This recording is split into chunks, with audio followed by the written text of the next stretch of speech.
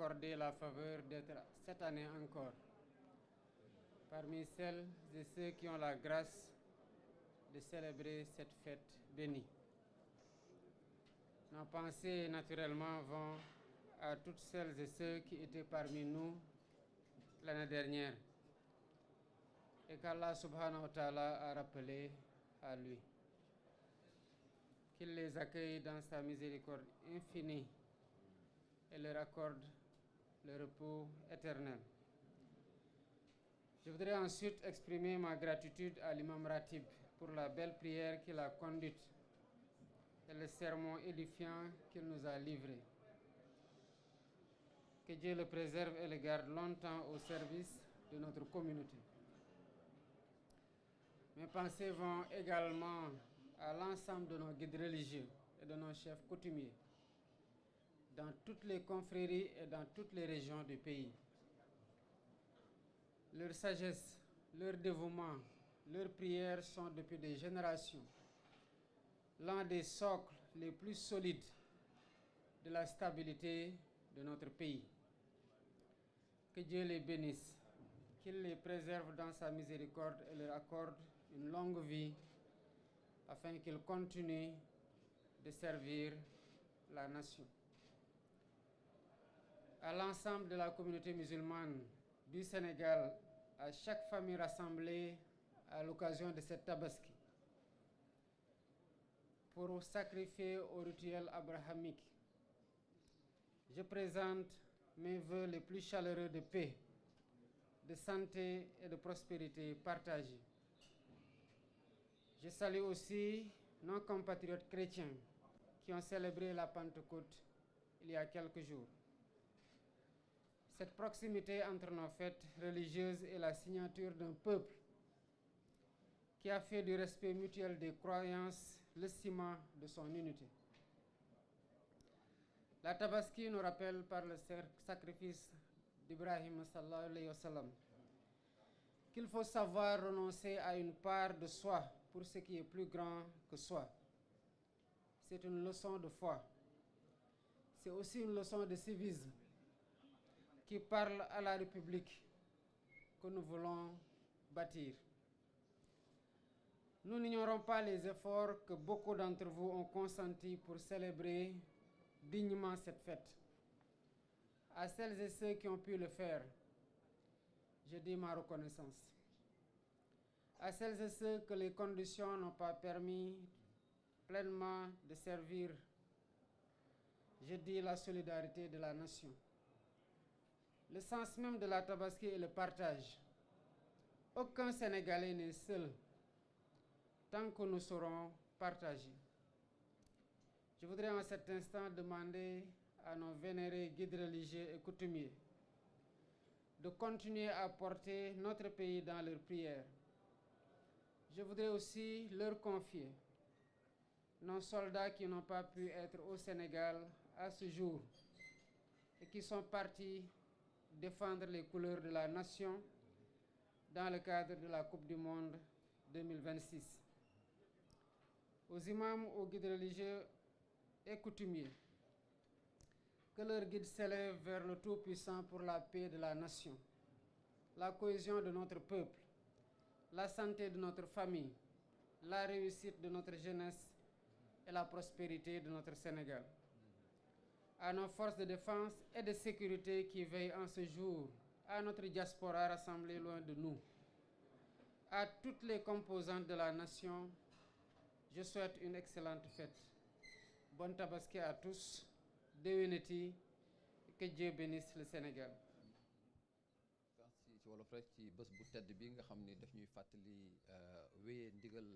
bu bàyyeeko ci suñu borom waaye itam worma bi war diggante doom ak waajur ban message nga am boo xam ni yaa ngi koy jagleel jullit yi ci bés bu tedd bi. damay doore sant yàlla subhaanahu wa taala moom mi nga xamante moo ñu mayaat ci mbaaxam ak ci yërmandem ñu teewaat at gi ngir mën a matal lii di ndigalam di rendi ngir mu jëmmam di wax tamit ñu ngi am xel bu baax di fàttaliku di ñaanal ñépp ñi nga xamante ne fekke woon nañ ko daaw te yàlla ci ndogalam def ñu wuute ko ren gii di leen ñaanal yàlla mu xaare leen aljanna te dafa def ci ñoom ak ci seeni njaboot yi fi des yërmande gu rëy di sant bu baax imam bi nga mi jiite julli gi waaye jaaral ci moom di sant imam yépp ci biir Sénégal ci seeni xutba yu ñu gindi di ñu tegaat ci yoon bu baax yal na leen yàlla sàmm bàyyi leen fi dëgëral leen may leen wér gu yaram ñu dund lu yàgg lool ngir gën a mën a am taxawaay googu ñuy taxaw askan wi di ñu niital suñu yoon di ñu gindi di ñu fàttali suñu diggante suñu borom di ñaanal tamit kilifa diine yi kilifa aada yi ci biir réew mi ak fu ñu mën a bokk di leen wax ne seeni dal ak seeni kilifteef ak seeni ñaan waaye tamit ak seeni xelal gi ñuy xelal ñépp rawatina ñi jiite mooy ndëgërlaayu Sénégal gu ñépp ràññee fii ci sunu réew yal na leen yàlla sàmm te may leen gudd fan yal na yàlla teg ci ñoom loxo yërmande wëral seen cër yu baax a baax fi jullit nekk ci biir Sénégal dajaloo ak sa njaboot ci tabaski gii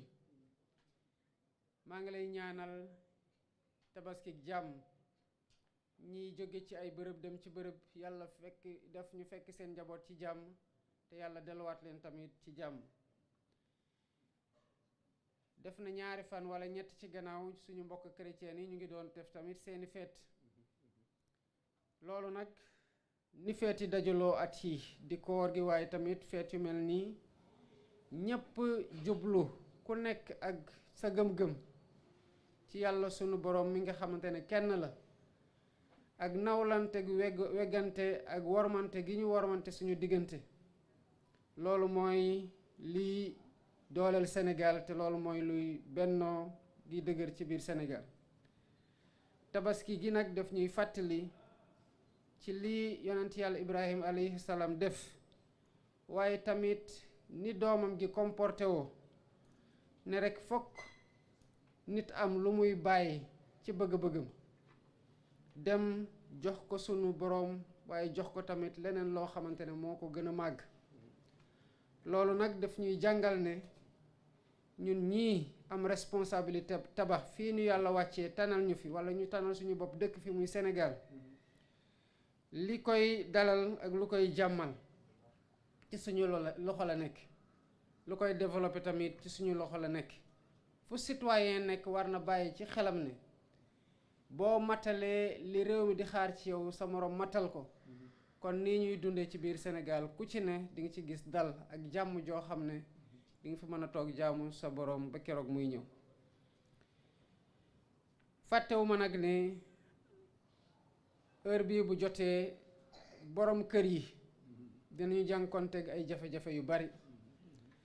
ñii nga xamante ne yàlla taxawoo na leen ba ñu mën ko matal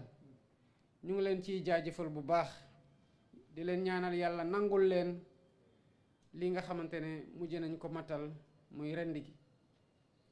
ñii nga xamante ne def nañ seen kéemtalaay kattan waaye yàlla dogalu ko ñu ngi leen di wax ne fàttewuñu leen te di ñaax ñépp ñi ñu dëkkal ñu jàppalante te xam naa ne loolu sax vertu bu mag la fii Sénégal te bu ku nekkee ne ñu ngi jàppalante lu dëgër ci nit rek mën am dina am nu mu oyofee ci moom ak ci njabootam ma bëggoon nag ñaan suñu kilifa diine yi ak suñu kilifa aada yi waaye di ko ñaan ci bépp waa réew mi ne xam ngeen ni démb la suñu équipe nationale dem fee ci jongante gu am solo gis ngeen na tamit bu ñu amee ndam naka la réew mi di booloo wee ak di bennoo wee mu ñuy fàttaliku ne ñun ñëpp bokk Sénégal maa leen di dënk yéen kilifa diine ak aada yi ñooñu noonu ngeen gunge leen ci seeni ñaan ak ci seeni kurus waaye tamit di ko sàkku ci sénégalais yi yépp ndax ñooñu fa teewal tey mel ni suñuy soldaar te bu ñu amee ndam mbégte gi ñëpp lay doon di leen ñaan ñu ñaanal réew mi waaye ñaanal tamit askan wi wérgu yaram ñaanal ko njaboot gi ñaanal tamit suñu ndaw ñi yàlla gindi leen taxaw leen te dëgëral leen waaye ñaan yàlla def naataange ci biir Sénégal ba fa nit toog mën a gore ci dara mën a jaamu yàlla ci nu mu gën a mën a mate di ñaanal tamit ñi nga xamante ne ñoo yor suñu kaaraange di ñu wattandiku Sénégal ci frontières yi waaye tamit di ñu aar fépp fu ñu nekk di aar Sénégalais fépp fu mu nekk ci biir Sénégal muy force de défense et de sécurité yi ñu bari ci ñoom duñu mën a dem ci seen njaboot bokk ak ñoom feet bi nuñ ko namee woon waaye loolu mooy lu ñu engagé wu def ngir Sénégal am kaaraange am sécurité gu tax fu doomu aadama di mën di doxe wala ngay def sa activité sa xel mën a dal kon maa ngi ñaanal ñépp di ñaan yàlla mu mayaat ñu fekk ko niñ ko fekkee ren mu defal ñu